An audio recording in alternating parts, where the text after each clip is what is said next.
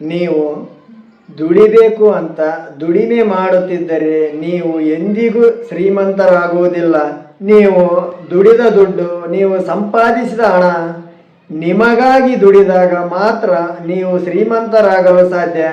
ಏನಿದು ದುಡ್ಡು ನಮಗಾಗಿ ದುಡಿಯೋದಂತ ನೀವು ಕೇಳ್ಬೋದು. ಇದು ಬಹಳ ಸುಲಭ. ನೀವು ಕೂಡಿಟ್ಟ ಹಣವನ್ನು, ದುಡಿದ ಹಣವನ್ನು ಹೂಡಿಕೆ ಮಾಡುವುದೇ ದುಡ್ಡನ್ನು ದುಡಿಸಕ್ಕಿರುವ ದಾರಿ. ನೀವು ದುಡಿದ ದುಡ್ಡು, ನೀವು ಸಂಪಾದಿಸಿದ ಹಣ ಮನೆಯಲ್ಲಿ ಅಥವಾ ಬ್ಯಾಂಕಿನ ಉಳಿತಾಯ ಖಾತೆಯಲ್ಲಿ ಇಟ್ಟಿರುತ್ತಾರೆ ಬಹಳಷ್ಟು ಜನ.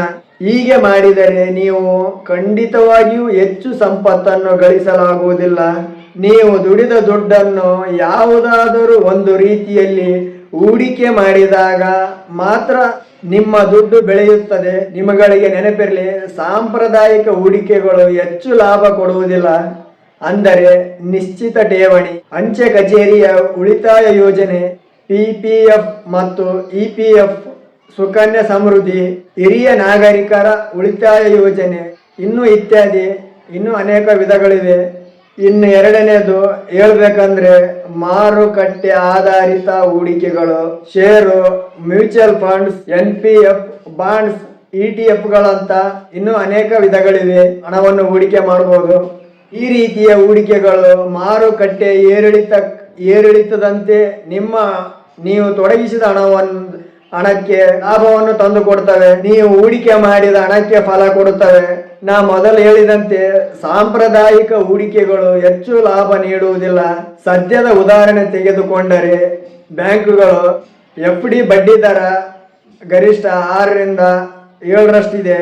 PPF, ರಾಷ್ಟ್ರೀಯ ಉಳಿತಾಯ ಯೋಜನೆ, ಸುಕನ್ಯಾ ಸಮೃದ್ಧಿ ಮತ್ತು ಹಿರಿಯ ನಾಗರಿಕರ ಉಳಿತಾಯ ಯೋಜನೆ, ಇವುಗಳ ಬಡ್ಡಿ ದರ ಶೇಕಡ 7 ರಿಂದ 7.5%, ಸ್ವಲ್ಪ ಹೆಚ್ಚು ಕಡಿಮೆ ಇದೆ. ಹಾಗೆಂದ ಮಾತ್ರಕ್ಕೆ ಸಾಂಪ್ರದಾಯಿಕ ಹೂಡಿಕೆಗಳಲ್ಲಿ ಹಣ ತೊಡಗಿಸಬಾರದು ಎಂದಲ್ಲ. ನಿಮ್ಮ ಸಾಂಪ್ರದಾಯಿಕ ಹೂಡಿಕೆಗಳಲ್ಲಿ ಸ್ವಲ್ಪ ಹಣವನ್ನು ಮೀಸಲಿಟ್ಟು ಇನ್ನುಳಿದ ಹಣವನ್ನು ನಾ ಮೊದಲೇ ಹೇಳಿದಂತೆ ಮಾರುಕಟ್ಟೆ ಆಧಾರಿತ ಹೂಡಿಕೆಗಳಾದ ಷೇರು, ಮ್ಯೂಚುವಲ್ ಫಂಡ್ಗಳಲ್ಲೂ ಸಹ ಹಣವನ್ನು ಹೂಡಿಕೆ ಮಾಡುವುದು ಒಳ್ಳೆಯದು. ಆಗ ಮಾತ್ರ ನೀವು ದೀರ್ಘ ಅವಧಿಯಲ್ಲಿ ಹೆಚ್ಚು ಹಣವನ್ನು ಸಂಪಾದಿಸಲು, ನಿಮ್ಮ ಆರ್ಥಿಕ ಗುರಿಗಳನ್ನು ಮುಟ್ಟಲು ಸಾಧ್ಯ. ಯಾಕೆಂದರೆ ನೀವು ಹೂಡಿಕೆ ಮಾಡಿದ ಹಣ ನಿಮ್ಮ ಹಣದುಬ್ಬರವನ್ನು ಮೀರಿ ಬೆಳೆಯಬೇಕು. ಮುಂದಿನ ದಿನದಲ್ಲಿ ಹಣದುಬ್ಬರ ನಿಮ್ಮ ಹಣದ ಮೌಲ್ಯವನ್ನು ತಗ್ಗಿಸುತ್ತದೆ.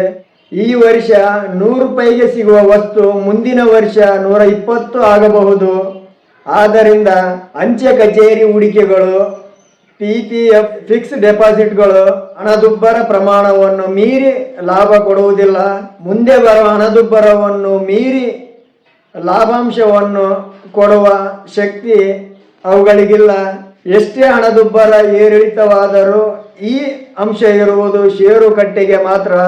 ಈ ಸಾಮರ್ಥ್ಯ ಇರುವುದು ಷೇರುಕಟ್ಟೆಯಲ್ಲಿ ಮಾತ್ರ. ಷೇರು ಮಾರುಕಟ್ಟೆಯಲ್ಲಿ ಲಾರ್ಜ್, ಮಿಡ್, ಸ್ಮಾಲ್ ಕ್ಯಾಪ್ ಕಂಪನಿಗಳಿರ್ತವೆ. ದೊಡ್ಡ, ಸಣ್ಣ, ಮಧ್ಯಮ ಗಾತ್ರದ ಕಂಪನಿಗಳಿವು. ಲಾರ್ಜ್ ಕ್ಯಾಪ್ ಕಂಪನಿಗಳಲ್ಲಿ ಹೂಡಿಕೆ ಮಾಡಿದಾಗ ರಿಸ್ಕ್ ಸ್ವಲ್ಪ ಕಡಿಮೆ. ಮಿಡ್ ಮತ್ತು ಸ್ಮಾಲ್ ಕಂಪನಿಗಳಲ್ಲಿ ಸ್ವಲ್ಪ ರಿಸ್ಕ್ ಜಾಸ್ತಿನೇ ಇರುತ್ತದೆ. ಇನ್ನೂ ಅನೇಕ ರೀತಿಯ ಷೇರುಗಳಲ್ಲಿ ಸೌಲಭ್ಯ ಉಂಟು.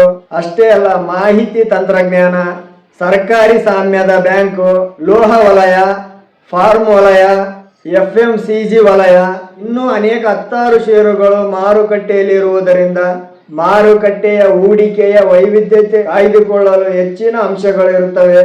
ಆದ್ದರಿಂದ ನೀವು ಸಹ ನಿಮ್ಮ ಜ್ಞಾನಕ್ಕೆ ತಕ್ಕಂತೆ ಹೂಡಿಕೆ ಮಾಡಬಹುದು.